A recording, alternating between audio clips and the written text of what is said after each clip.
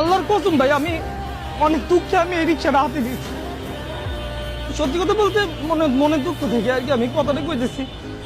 অনেক কষ্টে আমি এই রিক্সাটা হাতে নিয়েছি। আমার মতো ছেলে রিক্সা চালানোর কথা না।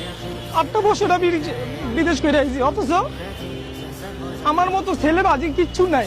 জরিমানা আমি সবকিছু দিয়ে গেছি, ঠিক আছে। জেল খাইতে পারবো, বাংলাদেশে আসছি। আমার তো সমর্থন দেন, আমি কি করবো? আমার কাছে তো সেই টাকাও নেই, অনেক ঋণগ্রস্ত ভাই আমি, ঠিক আছে।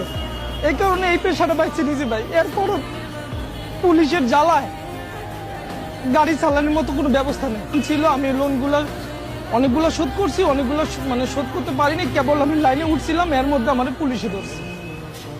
কোনো রকমের কোনো বিচার পাইলাম না।